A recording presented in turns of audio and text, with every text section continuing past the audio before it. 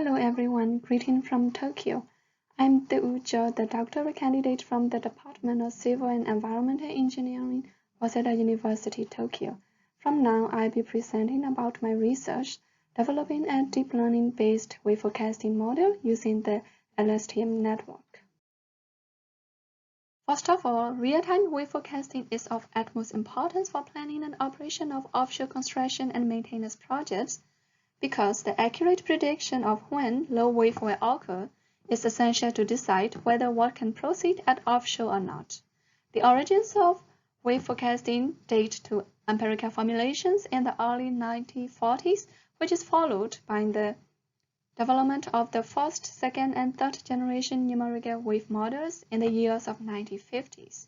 Over the years, wave forecasting is mainly conducted by the traditional numerical wave modeling. However, this is found to be computationally expensive and time-consuming. Nowadays, the use of artificial neural network has become popular due to the advancement in technology and the availability of the long-term wave data records. Most recently, machine learning-based wave forecasting models have been developed, and their integrated usage with physics-based numerical wave models has become popular. Accordingly, in the present study, a deep learning-based wave forecasting model was developed for the classification of waves. In other words, conditional forecasting of low and high waves.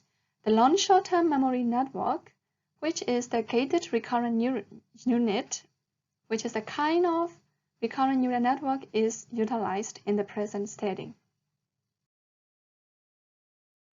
The scope of the study is to predict the state of waves, low or high waves condition, in other words, classification of waves by using the deep learning approach. The wave classification category is shown in the table, which is defined by the threshold values of significant wave height and the significant wave period. It is considered in the study that if the HS and TS values are both lower than 0.8 meter and 9 seconds, the waves will be classified as low waves, and other than that, the waves will be classified as high waves by the model.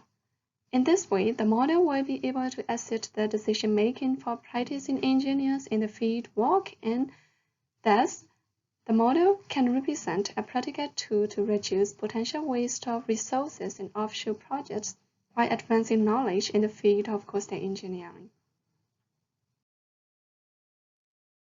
As a case study, the two locations at the Japan coast are chosen. The first one is Tottori, facing the Sea of Japan in the west side of Japan coast, and the second one is the Kashima in the Pacific Ocean side.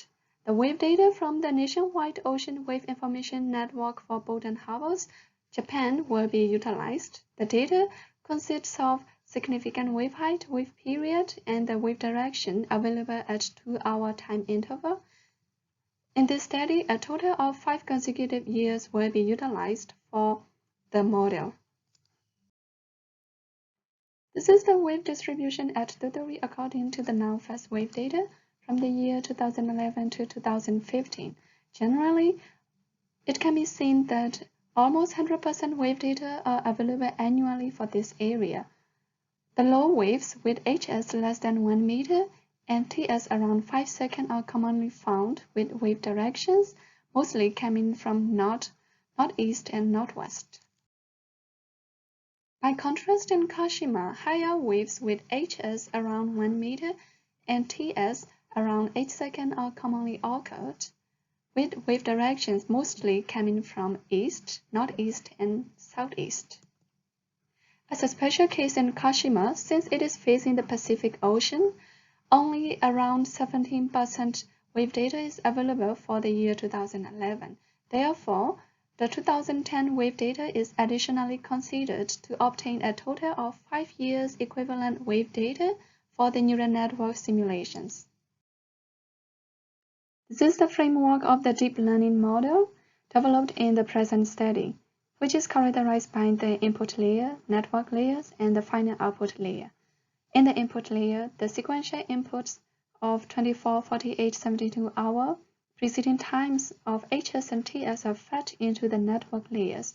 Inside the network layers, there are two LSTM, 1 flattened, 1 dropout, and 3 dense layers. The function of the LSTM layer is that it extracts the time-dependent information from the input arrays for the further processing, and the flattened layer, it reshapes the LSTM output array, changing the dimensions. And the dropout layer is to prevent the overfitting, which means to improve the model's generalization ability for the unseen data.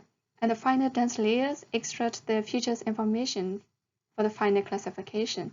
And the softmax function here normalizes the probability results from the dense layers, and the argmax layers is assigned to give the classified values of 0 and 1, which means 0 for the high wave condition, which is not feasible for walking, and the 1 for the low wave condition, which is regarded feasible for walking offshore.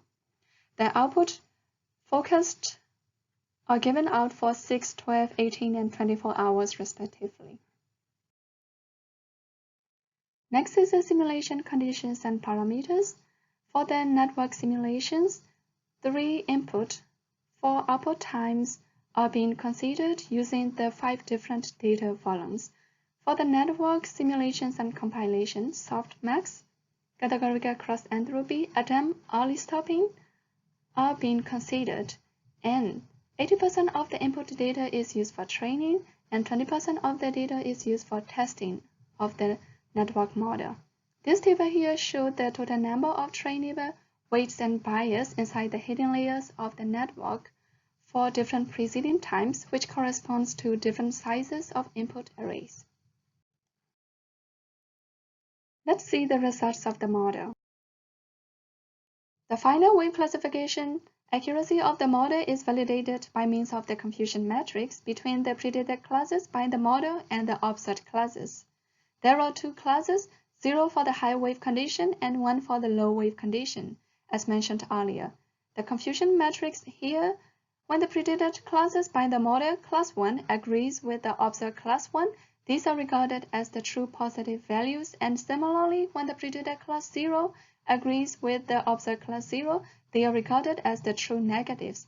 Otherwise, the values are respectively regarded as the false negatives and the false positives. And the accuracy hereby means the division of the total number of true positives and negative values to the total number of the predictions made by the model. In this way, the model accuracy results are given out and analyzed. This is the results of the model accuracy for the case of Tottori. The figures show the accuracy for different input-output times using different data volumes. The first figures correspond to 1-year data for 2015, followed by 2, 3, 4, and 5 consecutive years from 2011 to 2015. The different colors of bar charts correspond to different focus times, and in the figure, each input time is related to 4 focus times. According to the figures, it can be seen that the overall accuracy of the model ranged from 67% to 99%. This is the result of a total 60 simulations. Let's go to the Kashima. For the case of Kashima, the accuracies are slightly higher than Tottori. As we can see in the figures, the overall values ranges from 95% to 99% for all focused and input times from 1 year to 5 consecutive year data.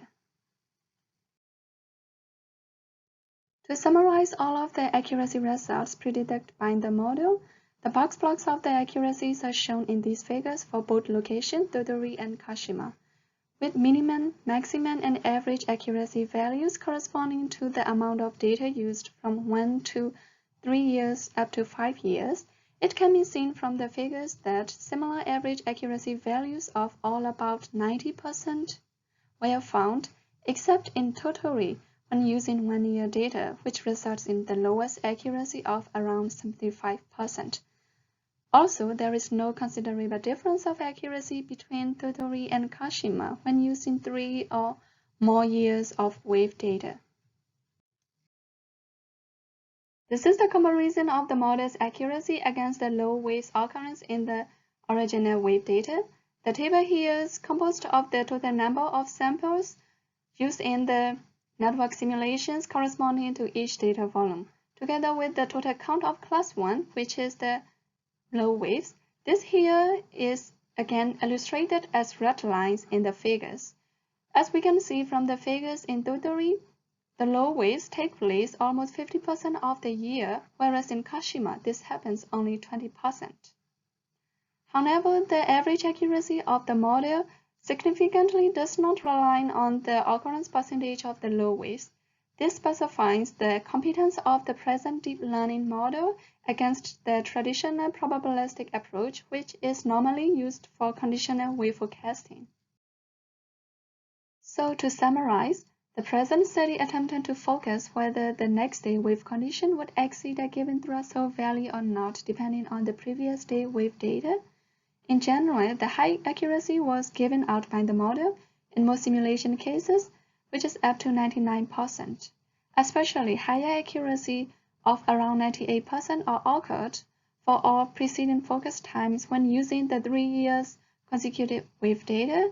Therefore, it can be concluded that when the sequential wave data for at least 24 hours is known, the wave conditions, low or high, for 24-hour lead time can be predicted with over 90% accuracy by using the present deep learning model. Additionally, given the direct statistical relations of inputs and outputs featured by deep learning, the classification accuracy of the model does not rely on the percentage of occurrence of low waves in the original wave data at both locations. Besides, the model outperforms the ordinary probabilistic approach and numerical wave models in terms of shorter simulation time, fewer number of required data types, and improved applicability. Therefore, it can be concluded that the present model is potentially applicable to any location in either deep or shallow water if wave records of at least 1 year data are available. That's it. Thank you very much to all, and please feel free to ask any questions.